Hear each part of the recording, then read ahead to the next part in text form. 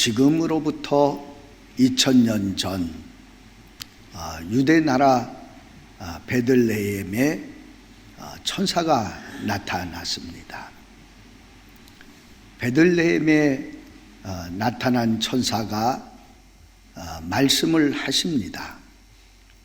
오늘 본문 10절 말씀을 보니까 천사가 이르되 무서워하지 말라.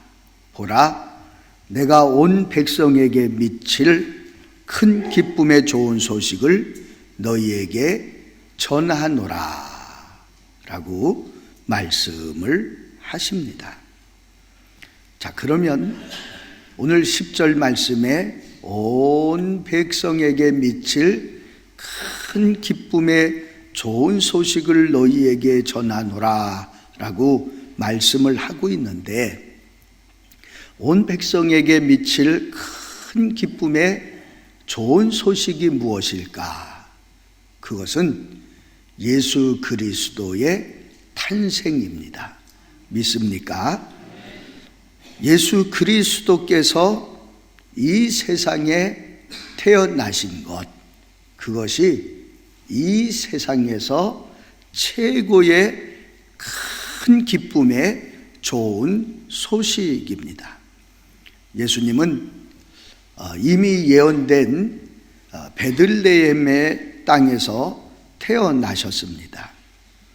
메시아가 되려면 반드시 어디에서 태어나야 되느냐 하면 베들레헴에서 태어나셔야 합니다.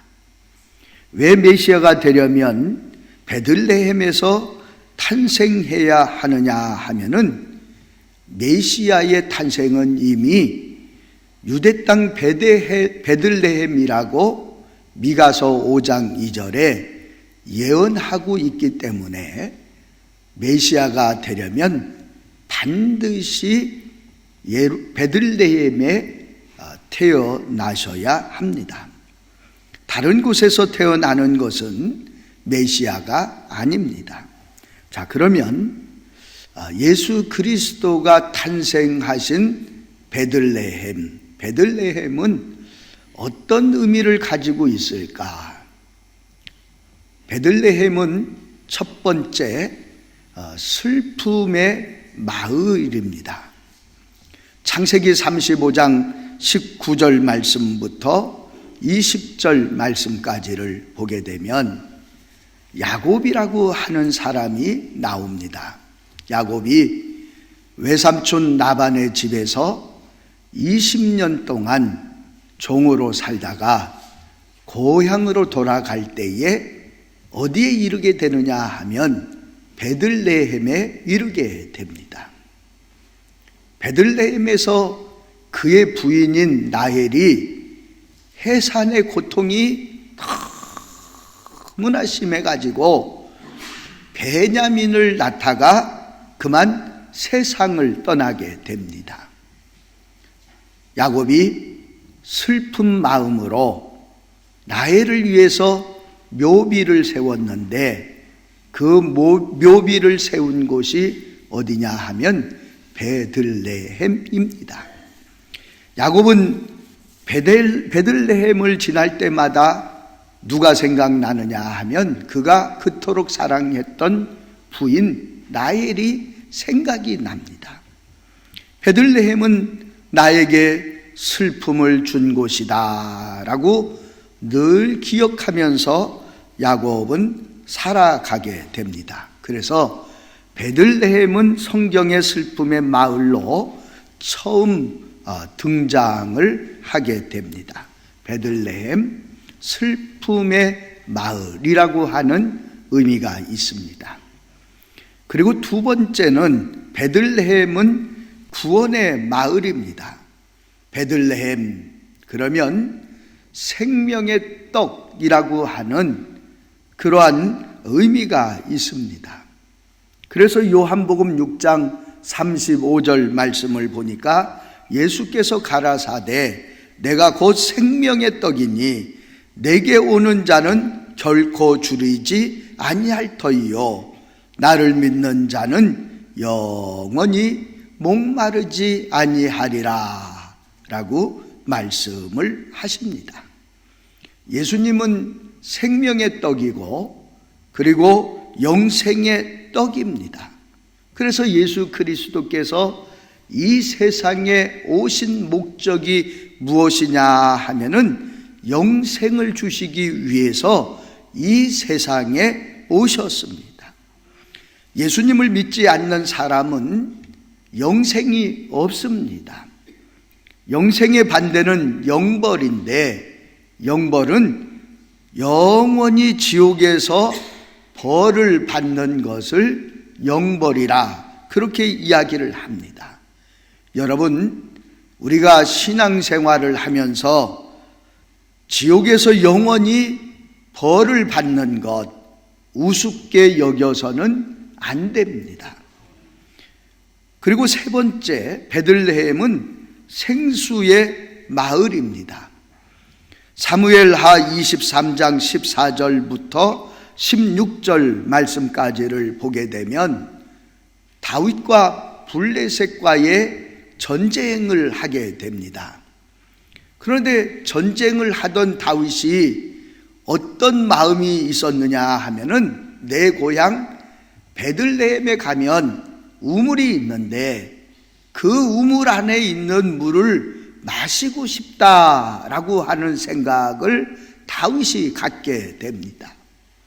이 마음을 알아챈 충복 세 사람이 적군 속에 생명을 걸고 뛰어들어가서 베들레헴 우물에서 물을 떠가지고 가지고 왔습니다.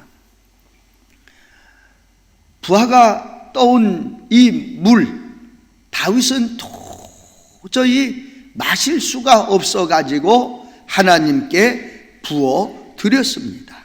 이처럼 베들레헴은 생수가 있는 동네입니다. 요한복음 4장 14절 말씀을 보니까 내가 주는 물을 먹는 자는 영원히 목마르지 아니하리라. 나의 주는 물은 그 속에서 영생하도록 솟아나는 샘물이 되리라 라고 말씀을 하고 계십니다. 여러분, 예수님께서 주시는 물은 영생하도록 솟아나는 샘물입니다. 생수의 근원은 베들레헴에서 탄생하신 메시아 오직 예수 그리스도 한 분뿐이십니다. 베들레헴은 구세주가 태어난 마을입니다. 요셉은 나사렛에서 살고 있었습니다. 그런데 베들레헴에서 예수를 낳게 된 것은 그 당시 로마 황제인 아구스도가 모든 백성들에게 명령을 하는데 그 명령의 내용이 무엇이냐 하면은 천하로 호적을 다 해야 된다라고 하는 명령이었습니다. 요셉도 그 황제의 명령에 따라서 자신의 고향인 베들레헴에 가서 호적을 하러 올라가게 되었습니다. 호적을 하기 위해서 산지 사방에서 모여든 사람들로 인해서 그 당시 잠잘 곳이 없었습니다. 요셉은 마구간에 들어가게 되었고 마구간에서 예수 그리스도를 낳게 되었습니다. 우리의 왕이시고 만왕의 왕이시고 우리의 구세주이신 예수 그리스도는 말구유 위에서 태어나셨습니다. 그때 베들레헴의 근처에 있던 목자들에게 천사가 나타나서 이야기를 하시는데 11절 말씀, 오늘 다윗의 동네에 너희를 위하여 구주가 나셨으니 곧 그리스도 주시니라 라고 말씀을 하고 계십니다. 예수 그리스도께서 베들레헴에 오신 것을 맞이하는 그 당시의 사람들의 반응은 세 가지의 반응이었습니다. 헤롯 왕은 메시아를 거부를 합니다. 그래서 메시아를 죽이려고 합니다. 베들레헴 근처에 살던 2살 이하의 어린 아이들을 모두 죽이라고 그렇게 명령을 하게 됩니다. 그리고 두 번째는 서기관들입니다. 서기관들은 그 당시에 어떤 사람들이었느냐 하면은 성경 전문가였습니다. 그런데 그들은 성경의 전문가였음에도 불구하고 예수님의 탄생을 환영하지 않았고 관심도 보이지 않았습니다. 그리고 세 번째는 베들레헴의 목자들과 동방에서 온 박사들은 메시아를 환영하고 그분께 경배드리고 그분께 예물을 드렸습니다. 여러분, 성탄절, 이제 수요일이면 우리가 성탄절을 맞이하게 됩니다. 그러면 성탄절이 무엇입니까? 아마 연세가 조금 높으신 분들은 성탄절 해도 그렇게 마음에 와닿지 않는 그런 마음들을 가지고 계실 겁니다. 그런데 세상 사람들은 성탄절을 어떻게 생각을 하느냐 하면 먹고 즐기고 놀고 하는 날이다, 그렇게 생각을 합니다. 그런데 성탄절이라고 하는 것은 아기 예수로 오신 예수님을 우리가 환영하고 그분께 경배하고 그분께 선물을 드리는 절기가 바로 성탄절입니다. 자, 그러면 메시아의 이름은 무엇일까? 이사야 9장 6절 말씀을 보면 이렇게 이야기를 합니다. 이는 한 아이가 우리에게 낳고 한 아들을 우리에게 주신 바 되었는데 그 어깨에는 정사를 메고 그 이름은 기묘자라 모사라 전능하신 하나님이라 영존하시는 아버지라 평강의 왕이라 할 것임이라 라고 말씀을 하고 계십니다. 이사야 9장 6절 말씀을 보면 메시아의 이름 5가지가 나오는데 첫 번째 이름이 뭐냐 하면은 기묘자입니다. 기묘라고 하는 말은 신비하다, 놀랄만하다 라고 하는 뜻을 가지고 있는데 이 말을 합치면은 이런 얘기입니다. 예수 그리스도께서는 너무나 위대하시고 신비하셔서 우리가 다 이해할 수 없고 다 설명할 수 없는 분, 이러한 뜻을 가지고 있습니다. 여러분, 그렇습니다. 그리스도는 귀하고 묘하신 분이십니다. 예수님의 동정녀 탄생부터 귀하고 묘합니다. 그리고 예수님의 모든 삶을 우리가 들여다봐도 귀하고 묘하십니다. 예수 그리스도께서 해당에 들어가셔서 가르치시고 전도하시고 그리고 병든 자를 고치시고 죽은 자를 살리시는 그러한 역사를 보게 되면 그리스도는 귀하시고 그리고 오묘하신 분이시다라고 하는 것을 우리가 알 수가 있습니다. 그래서 메시아의 첫 번째 이름은 기묘자라, 두 번째 이름은 모사라, 그렇게 말씀을 하고 있는데 모사라고 하는 말의 뜻은 영어로 상담사 그리고 보혜사라고 하는 뜻을 가지고 있습니다. 여러분, 우리가 삶을 살다 보면 삶에 여러 가지 문제가 있습니다. 그런데 그 삶의 여러 가지 문제를 예수 그리스도 앞에 가지고 나오면 예수님은 모든 문제들을 깨끗하게 해결해 주시는 분이십니다. 고통을 바꾸어서 즐거움이 되게 하시고 슬픔을 바꾸어서 기쁨이 되게 해 주시는 분이 누구시냐 하면은 바로 예수 그리스도이십니다. 그리고 세 번째 이름이 뭐냐 하면은 전능하신 하나님이라. 전능하신 하나님이라. 전능이라고 하는 말은 아무에게나 쓸 수 없는 말입니다. 전능이라고 하는 말은 오직 하나님에게만 쓸 수 있는 단어입니다. 예를 들어서 전능하신 연제국, 그러면 전능하신 연제국은 이단이에요. 이단. 전능이라고 하는 말은 어떤 사람에게도 붙일 수 없는 단어이고 오직 하나님께만 붙일 수 있는 단어입니다. 그래서 전지전능하신 하나님, 전능하신 하나님, 그렇게 우리가 부르고 있습니다. 그리고 네 번째 이름이 뭐냐 하면은 영존하시는 아버지, 영존하시는 아버지, 영원히 살아계시는 분이 바로 예수 그리스도이십니다. 영원히 살아계시는 그러한 아버지가 바로 메시아이십니다. 하나님은 언제나 하나님의 사랑으로 우리를 감싸주시는 아버지이십니다. 여러분, 생명이 있을 때 하나님 아버지를 향해서 아버지, 아버지 하고 마음껏 부를 수 있는 믿음의 사람들이 다 될 수 있기를 주의 이름으로 축복합니다. 그리고 다섯 번째 이름은 평강의 왕이라, 그렇게 말씀을 하고 있습니다.